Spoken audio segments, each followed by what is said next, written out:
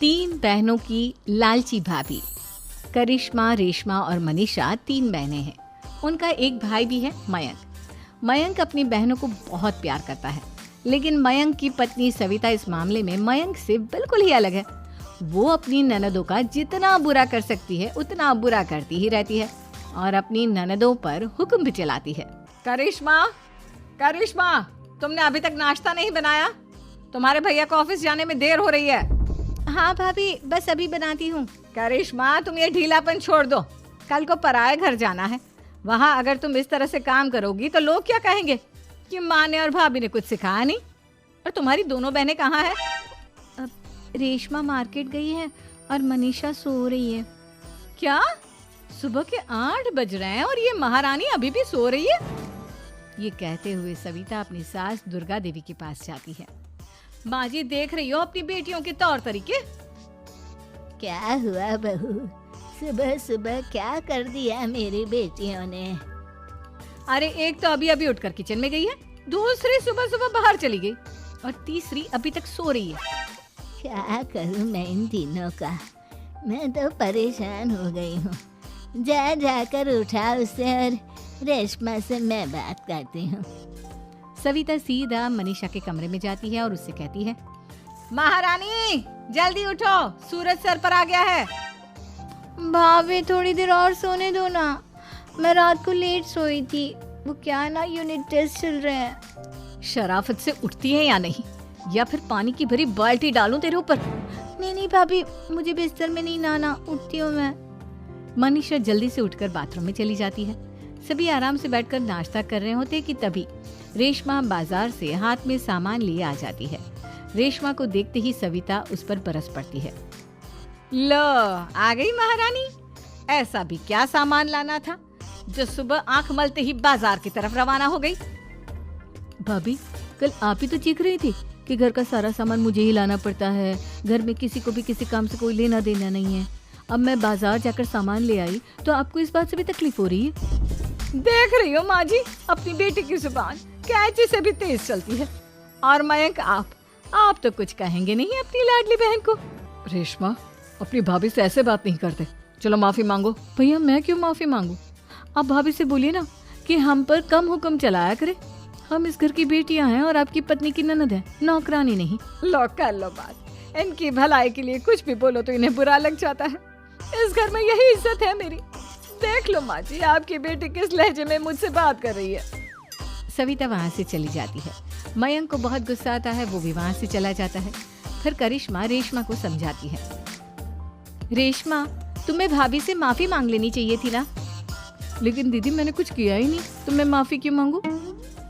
हाँ करिश्मा दीदी, रेशमा दीदी जैसे ही घर में आई भाभी ही उन पर चिल्ला रही थी। हाँ, मैं मानती हूँ कि गलती भाभी की थी। मैं तो इसलिए बोल रही हूँ कि भाभी ने माँ को तो पूरी तरह अपने वश में कर लिया है। वो हमारी बात सुनती ही नहीं।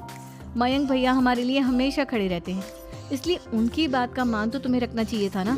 कोई फायदा नहीं दीदी, कुछ दिनों की बात और है, भाभी उन्हें भी हमारे खिलाफ भड़का देंगी। फिर वो भी माँ की तरह हमारी किसी बात का विश्वास नहीं करेंगे। इसी तरह सविता अपनी तीनों ननदों को किसी न किसी बात पर परेशान करती रहती थी। एक दिन मयंक अपनी तीनों बहनों के लिए गिफ्ट लाया। करिश्मा, ये तुम्हारे लिए हार का सेट। रेशमा, तुम्हारे लिए सुंदर सी ड्रेस। और मनीषा, तुम्हें किताबें पसंद है ना, तुम्हारे लिए किताबें लाया हूँ। थैंक यू भैया। थैंक यू भैया। थैंक यू भैया। करिश्मा, तुम्हारा नेकलेस कितना सुंदर है, ये भैया कहाँ से ले आए होंगे? मैंने भैया को 3 दिन पहले फोन पर ये डिजाइन दिखाया था और आज भैया ये ले आए। सविता तो अपनी ननदों के गिफ्ट्स देखकर जल गई और करिश्मा का नेकलेस तो उसे भी बहुत पसंद आया था। अपनी बहनों के लिए कितना अच्छा नेकलेस लेकर आए हैं, मुझे कभी कोई गिफ्ट नहीं दिया।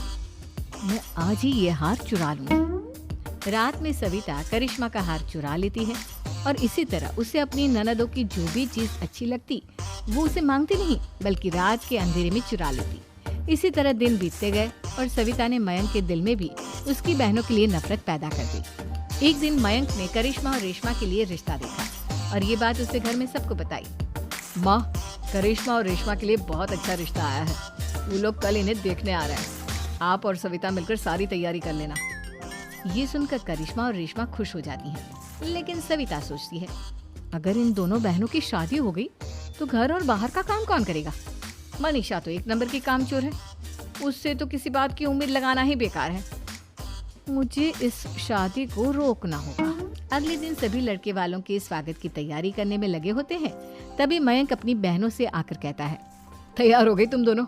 देखो दोनों लड़के बहुत अच्छे हैं, मैं कोई कसर नहीं छोड़ना चाहता, इसलिए तुम उनके सामने अच्छे से बिहेव करना और अपनी भाभी से लड़ने मत लग जाना। करिश्मा, तुम वो नेकलेस पहन लो ना जो मैं तुम्हारे लिए लाया था। भैया मैं बहुत देर से वो नेकलेस ढूंढ रही हूँ, लेकिन मुझे मिल ही नहीं रहा। क्या तुमने नेकलेस खो दिया? तुम्हें पता भी है वो कितना महंगा था? तुम कोई काम ढंग से नहीं कर सकती। मयंक गुस्से में वहां से चला जाता है। थोड़ी देर बाद लड़के वाले भी आ जाते हैं। वो दोनों बहनों को पसंद कर लेते हैं और रिश्ता पक्का हो जाता है। लेकिन सविता के दिमाग में तो कुछ और ही खिचड़ी पक रही थी। वो पंडित जी के पास करिश्मा की कुंडली लेकर जाती है और उन्हें पैसे देकर करिश्मा की कुंडली बदलवा देती है। जब लड़के वालों के पास करिश्मा की कुंडली जाती है तो वो दुर्गा को फोन करते हैं।